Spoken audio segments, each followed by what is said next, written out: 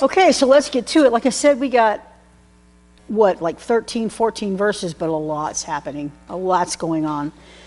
So let's just kind of, the opening question he asked was, what pictures come to mind when you think of Jesus' crucifixion, and how does that affect you? I didn't write anything for that because I read that question, I'm just completely mentally bombarded with all the images from my earliest childhood all the way up through watching The Passion of the Christ a number of years ago, and how that makes me feel and what that does to me is kind of beyond words, I guess, and I think that's probably true for a lot of people. So I think he asked that questions to get us started imagining a little bit how the disciples feel when Jesus starts telling them about what is going to happen. Because somebody read Mark 10, 32, just 32 through 34 right now.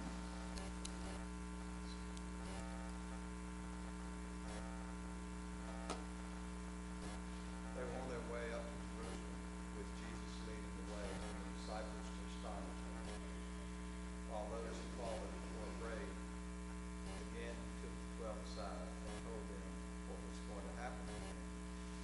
We are going up to Jerusalem, he said, and the Son of Man will be delivered over to the chief priests and the teachers of the law. They will condemn him to death and will hand him over to the Gentiles. Okay. Mock him and spit on him, flog him, Oh, yeah. and kill him. 3 days later he will rise. Okay. So, first of all, it says the disciples were astonished, and if you back up, the last thing Jesus told them was, many who are first will be last, and the last were first. So we can only assume that was the astonishing part. And then it says, then the ones who were following were afraid. And again, fear comes when we're told something that is sort of like not what we've always thought, not what we've always believed, not what we've always expected. When we're hearing something that's talking about a cataclysmic change in the way we think, in the way we believe, in the way we behave, that makes us afraid. And so this is the kind of the atmosphere that we're talking about. And it asks now, what events does Jesus say will occur after they arrive in Jerusalem? So we're on our way to Jerusalem, and this is what's going to happen there. So somebody recount that. It's right there. There's not, you can't really condense it. It's pretty condensed already. So what does he say to them? This is what's going to happen to the Son of Man. Jesus is going to be delivered to the chief priests and the scribes. They will condemn him to death and deliver him over to the Gentiles to be the Romans. Right. They will mock him and spit on him and flog him and kill him, and after 3 days he will rise. That's a lot in just a few words. I mean, he's telling them a whole lot of bad news in a rather abrupt manner, right? So here's what's fixing to happen, guys. I'm going to get arrested, and ultimately I'm going to get turned over to the Roman government. And they're going to do to me what they do to all dissidents. Because that's, of course, at this point politically, that's the way they see him. They're going to do to me what they always do. They're going to crucify me. And this mocking and spitting and flogging was all basically part of crucifixion. It wasn't only Jesus that happened to. This was what happened when someone was crucified. And of course, yes, for criminals, but people who were thieves and murderers and robbers and all that kind of stuff, remember Barabbas, but also you just weren't allowed to say things that went against the Roman government. You couldn't do that. It was against the law, and this was the penalty for that. And remember that Jesus at this point he's gathered up a following. People are starting to notice. You can't really ignore this guy who's walking around doing miracles and has this this ever increasing crowd following him around. And so, yeah, they're on to him. Not only that, but the Jews who aren't part of the Roman government, the leadership of the Jews, they don't like him either, right? because he's saying stuff that goes against what they believe. So he can't win here. He's a dissident no matter what. And this is the result of that dissidence. Now, the interesting thing is, you would expect the next thing to be, oh, no, Lord, not that, anything but that. But that's not the next thing that happens. Does somebody read 35 through 45?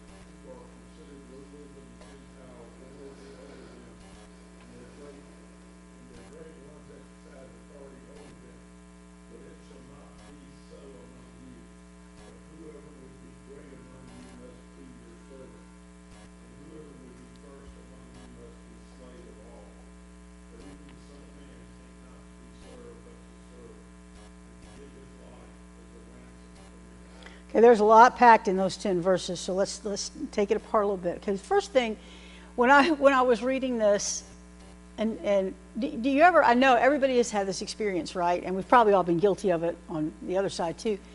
You're having a conversation with somebody and you've just told them something that's very important to you or that you think is meaningful or whatever, and they respond with something that's virtually completely unrelated to what you said.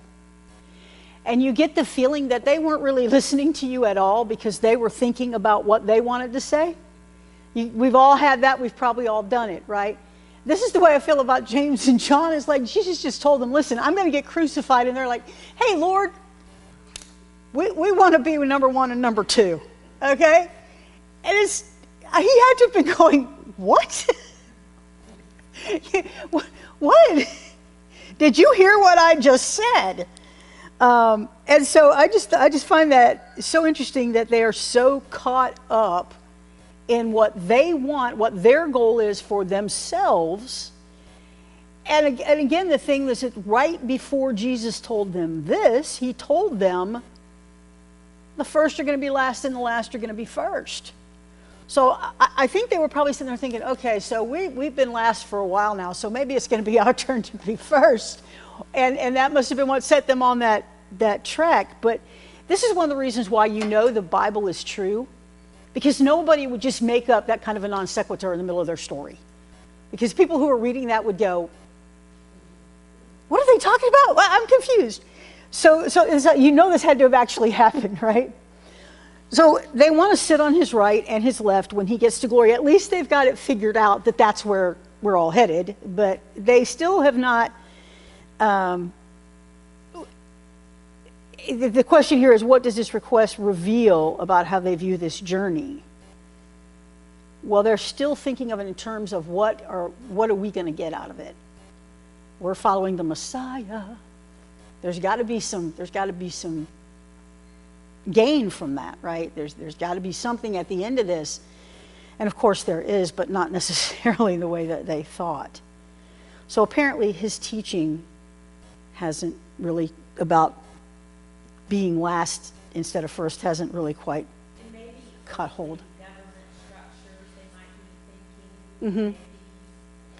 Yeah, I'm not sure they have completely, and again, this may be why they just sort of ignored what he said about crucifixion, because it seems like they haven't completely gotten past that Jewish idea that the Messiah is coming to free them from the government. And so they're still thinking, there's going to be this big war and we're going to win. And, you would hope by now they would know there was more to it than that, but I'm not so sure they did. Right. Yeah, chief of staff. Right, exactly. So when you're in charge, can we be, again, number one and number two? So I feel like they obviously don't get it. They obviously don't get it yet. And in question 4, I'm not going to read the whole question to you because I'm assuming you're all capable of that. But reason James and John misunderstand Jesus is exactly the same as the reason why many subsequent thinkers down to our own day are desperate to find a way of having Jesus without having the cross as well. The cross calls into question all human pride and glory. And that's the whole thing. We want what we want, but we don't necessarily want to do what we need to do. We want the outcome without the suffering. We want a bloodless coup. And that's just not the way the cross works. When, let's see, what verse is it?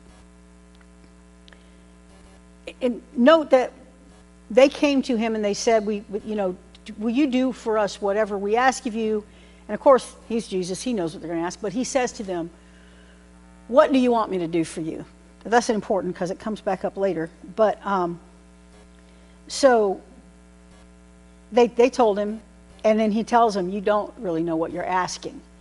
Because in order to share in my glory, you've got to share in all the rest of it.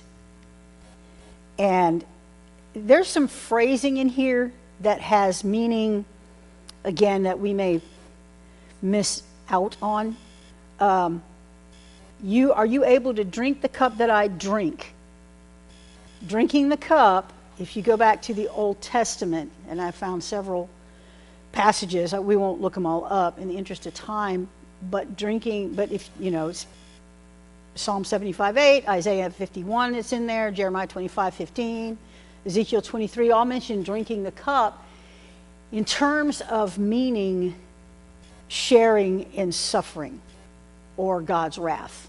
In the book of Revelation, right, we got the cup of wrath.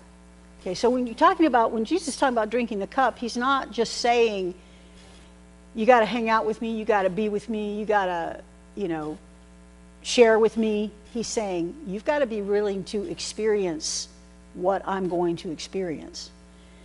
And, of course, we all know that all the apostles ultimately, one way or another, did. So he's trying to warn them, what you want, you may not want, because you may not want what it's going to take to get there. Okay? Baptism also, where did I write that down? I write things in margins and anyway. Oh, there it is. Baptism is a metaphor for judgment. Death-threatening judgment. But it carries with it the hope of deliverance. So if you think about when we mean baptism, right? We die to ourselves, we're raised again in Christ. There's that same sort of metaphorical idea, but baptism was a metaphor for, again, judgment and maybe deliverance. Thinking again, the Old Testament, Noah's flood, right? The whole earth is destroyed, but those in the ark are protected. The Egyptians being destroyed by the floodwaters of the Nile, okay, or the waters of the Red Sea, rather, excuse me. Baptism in a big way, baptism that killed them, but the Israelites delivered.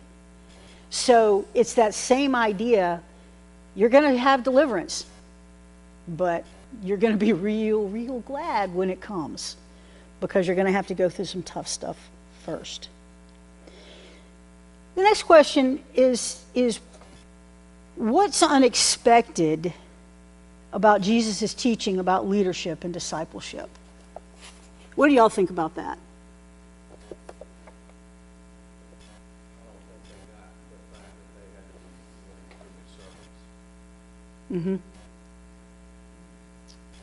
And think about what leadership meant, again, in that time. The idea of servant leaders, suffering servants, a servant Messiah, that was, we got that because we got that here. We have that in the scriptures. They didn't have that. So when they thought of leadership, what did they think of? Ultimate power. And kings could do anything they wanted, right? Off with his head. That whole manifest destiny thing that went on for thousands of years after that. Ultimate power and authority was the way they saw leadership. So it would be very, very surprising for them to have the idea, to hear the idea that leadership and discipleship are costly, that you don't just arrive there. And Thinking about that, though, at the beginning, that was the expectation that there was going to be a king being born. But they were with him for these years, and they never saw any of that. right, So, what? it's puzzling, isn't it? It is. And there are people who, and I do not agree. Okay, let me say that, because we're given so many clues otherwise in the scriptures. But there are people who believe and teach that Jesus actually probably was not poor, that he went around in wealthy robes and turban and all that, because people referred to him as rabbi. And that meant that he had a certain status. I disagree with that assessment, but that's I suppose one explanation for that, but I don't think that's the case. I just have to think it was just so deeply cultural. It was ingrained in them for literally thousands of years. The Messiah is coming, and he's going to free us from our oppression. And it was never, clear, I suppose. Well, it was and it wasn't. That oppression was the oppression of our own sin, not the oppression of a government. And I guess that's the only explanation I have for it, because you're right, there was absolutely no reason to believe he was trying to ascend to any kind of earthly power or glory or authority. It was all, and I mean, he kept telling them that his authority. But again, kings of that time and rulers of that time, that's what they believed their authority came from God, or from a God or whatever. So, yes, sir. Jackie, can you comment a little bit on the way Jesus kind of keeps the peace, i.e. verse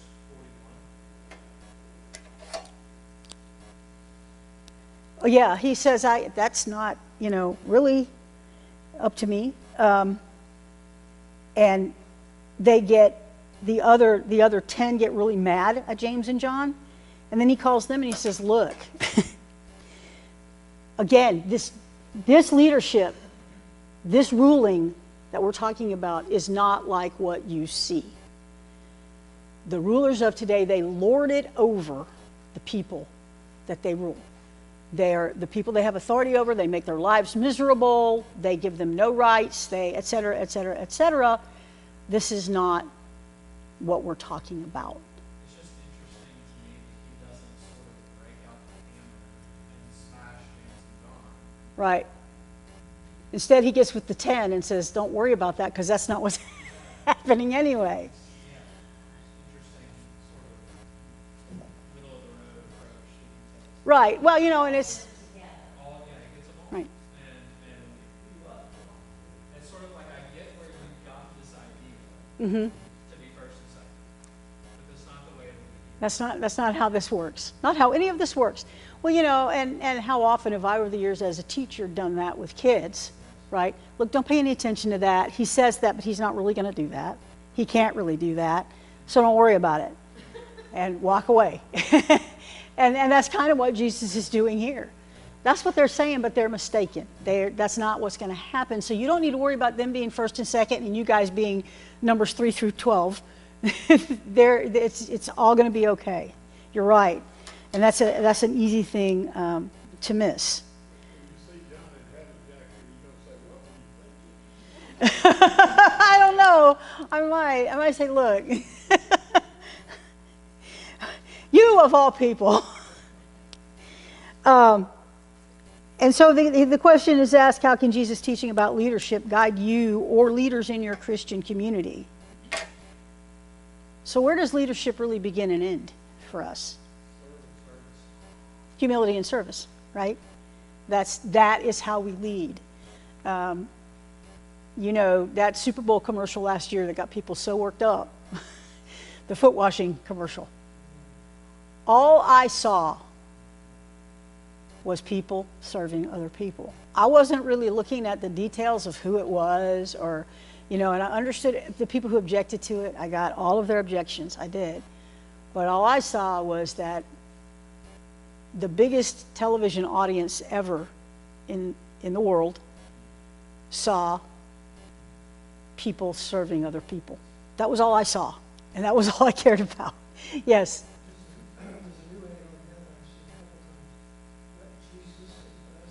Mm-hmm. He gets us. Yeah, that was the commercial last year. That was that same group. Yeah, yeah. And that particular commercial caused a lot of controversy because basically there were a lot of people who, I mean, there was one guy in there that said, well, yeah, Jesus washed his disciples' feet, but, you know, they were his disciples. And I'm like, wait a minute.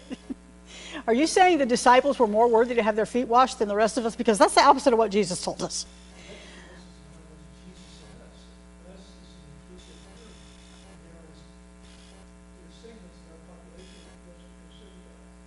Correct. And you know, it's not that everything we do is okay. It's not that everything is acceptable. It's not that there's no such thing as sin. But Jesus, and this is, I think, is the point of all these commercials, that Jesus Gets Us commercials. He meets people where they are. That doesn't mean he tells them everything's okay, but he meets them where they are. You know, that woman that was taken in adultery, that very famous story. He says, go and sin no more. He doesn't say, yeah, sure, go ahead, keep sleeping around. You know, it's not about that. It's about mercy and grace and going to where people are and bringing them to him, not leaving them there. And that's, I think, where we make a lot of mistakes in our culture, too, is it's like, well, Jesus loves everybody. Yes, he does, and so he's not going to leave us alone. That's because he loves us. You, me, and everybody. And so basically, leadership, in Jesus' understanding, begins and it ends with compassion and humility and service. John and I were having a conversation this morning about folks who are currently on the internet literally crying and whatever over the election results. And if you're me, your first thought is you are really being dramatic. But then if you're me and God convicts you and says, now wait a minute, your second thought, hopefully, is you have been listening to lies for 4 months. You have been fed fear for 4 months. And you honestly believe that. You honestly believe you're going to wake up a slave tomorrow. You honestly believe you're going to be stripped of your rights. And if I honestly believed that, I'd probably be crying too. And so we can't meet that with ridicule. We have to meet that with compassion. We have to meet that with understanding. And when I was preparing this lesson, that's one of the things I kept thinking of, is that true leadership, true ministry, means we meet those people where they are. As hard as that may be, as much as we want to look at them and say, stop being such a baby. But it's not about that. It's about where they are and their fear and their understanding of what's going on, whether we believe that it's accurate or not. And so I think that's a kind of timely for us in this particular moment in the ways we deal with what's going on around us. So James and John don't know what they're asking for, okay? But we do, because we know what is coming. Now, Mr. Wright interprets this sitting in glory with one at his right and another at his left as his actual presence on the cross. I'm not sure about that. Maybe, if you want to, that stretches a metaphor for me, but I'm not willing to say he's wrong either. In any event, this is where our glory comes from, is from the cross. Somebody read, we got to move on here because we're going to run out of time, but somebody read those last few verses, 46 through 52. Mark 10, 46 through 52.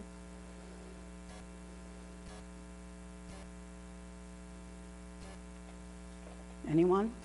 Anyone?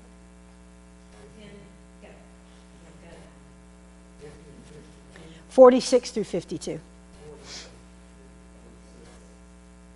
they came to Jericho, and as he was leaving Jericho with his disciples and a great crowd, Bartimaeus, a blind beggar, the son of Timaeus, was sitting by the roadside. And when he heard that it was Jesus of Nazareth, he began to cry out and say, Jesus, Son of David, have mercy on me. And many rebuked him, telling him to be silent. But he cried out all the more, Son of David, have mercy on me. And Jesus stopped and said, Call him. And he called the blind man, saying to him, Take heart, get up, he is calling you. And throwing off his clothes, he sprang up and came to Jesus. Keep going, 52. And Jesus said to him, You are from what do you want me to do? And the blind man said to him, Rabbi, let me recover my sight. And Jesus said to him, Go your way, your faith has made you well. And immediately he recovered, and his sight followed him all the way. Okay, so what does Bartimaeus want? What? Yeah, he wants to see. Initially, that's not what he actually specifically asked for, right? He says he wants mercy. Presumably, that's in the form of healing. But he asks for mercy. He knows something about who Jesus is. He has no doubt heard of Jesus' miracles. But you're the disciples, and you're walking down the road, and some guy is yelling, Jesus, Son of David, have mercy on me. You got someplace to be, right? And this reminds me a lot of the children coming to Jesus and the disciples going, we ain't got time for you. Same thing. They're like, be quiet. We're on our way. We've got a mission. We're on our way somewhere. And they still don't fully understand what the mission is. So Jesus stops. And he says, bring him here. Now, the interesting thing here is the blind man leaves his cloak. Okay? If he was a blind beggar, that was what he had. He had a cloak. It was probably his bed when it was hot or whatever. It was his shelter, his tent. He walks away from that. Literally everything he's got. That's it.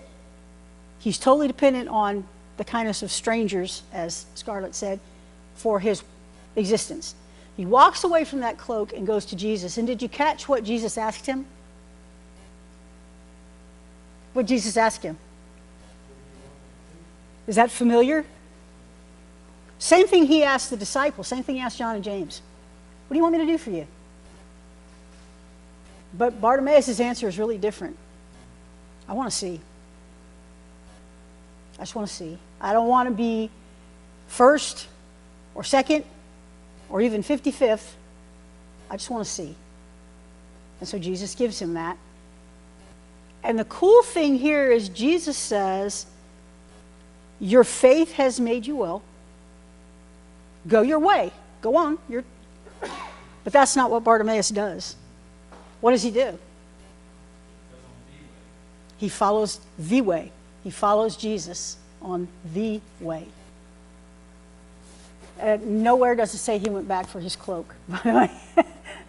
Maybe he did. Maybe somebody handed it over to him. But what I'm saying is he literally walked away from what little it was that he had and went to follow after Jesus. And the contrast here to the disciples who are like, we want to be like somebody. This guy says, I just want to see. And once he sees, the only thing he sees is Jesus. This is where I'm going. This is who I'm following. And that's that. Yep. Possibly not, but go ahead. Earlier, when Jesus says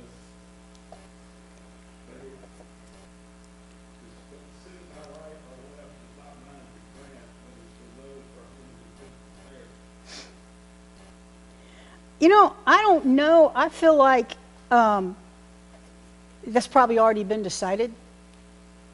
You know what I mean? That's a God thing. Because Jesus often says, you know, that's up to the Father. Maybe. Or Moses and Elijah, or, you know, whoever. But he doesn't really explain further. He just says, that's not up to me to do. And I kind of wondered about that myself. I went, But that's not the only time in Scriptures he says, that's not mine. You know, that's up to the will of the Father. Yes? Another thing about this story, contrast the blind beggar with the rich young man. Mm-hmm. One was able to leave his physical and material goods, belongings, was able to leave them, and the other one was not. You know, because he didn't own his stuff owned him. He didn't own his stuff owned him, that rich young ruler. And yeah, you know, it's funny, we were talking this morning, there was some conversation going on about people not using their garages for their cars because we have to have some place to put our stuff. And, you know, it's really ridiculous that we have so much stuff that it overflows our house and takes up our garage, right? And unfortunately, we are very in love with stuff in our culture. And Bartimaeus is an example. He had almost no stuff. And what little stuff he had, he walked away from to follow Jesus. And you have to wonder what we would do if we were asked or expected to do that same thing. It's a little scary to think about. Also, the more stuff we have, maybe the less inclined we are to leave it Absolutely. and walk on the way. Absolutely. One other thing I wanted to kind of go back to, Jesus says and I just wanted to make sure we had time before I did this, but see, even the Son of Man came not to be served, but to serve, and to give his life as a ransom for many. And I looked that up, and ransom at that time meant it was here it is in the margin, a price paid. I don't ever have, if I have extra papers, I lose them, so I just write everything in the book. A price paid to free the guilty from their sentence or debtors from their debt. So we think of ransom, we think of kidnapping. That's not what ransom actually meant back then. And one of my favorite words, and this was real trendy a few years ago, it's less so now, but you saw a few years ago a lot of young people, Christian young people, would have this tattooed on their arm or whatever, the Greek word tetelestai. And that word is used, if I'm not mistaken, and John can correct me if I'm wrong, only twice. And it's at both times it's in the book of John. It's in John 8:19. In verse 28, and it says Jesus is on the cross. It says he knew that all things were finished, and that's tetelestai. And then he said 2 verses later, it is finished. And again, that same word, John's readers would have probably understood that word to mean to be a financial term. It was what was stamped on a bill once a bill was forgiven or paid in full. And so when Jesus says he's the ransom, if you think about it real hard, it can really get to you. That's the payment in full. And whenever we try to save ourselves in the various ways that we all do that, we're forgetting that that bill has been stamped. That receipt has been stamped. It's paid in full. And I love that that word is used, that ransom is used there, and how that fits in with that idea of tetelestai in the book of John. Does anybody else have anything? We got a couple minutes, not long. Any comments, thoughts, something I missed or got wrong? I didn't get anything wrong? Come on. See, you guys would make terrible high schoolers because they will tell you, even if you're not wrong, they'll tell you you're wrong. Okay? Oliver, would you mind praying for us? Lord, we love you so much, and we thank you for our blessings. Lord, we thank you so much for the honor to come and worship you today, for the study. We thank you for Jackie, Lord, she's prepared to do the word, Lord. And we just ask you to put this in our heart, Lord, and let us continue to fulfill all our promises. Lord, we thank you for this land, and we thank you for all of you, Lord. Just ask you to be with us and continue to strengthen us as we walk in your cross. So thank you for this day. Thank you for our blessings. In Christ's name, amen. Amen.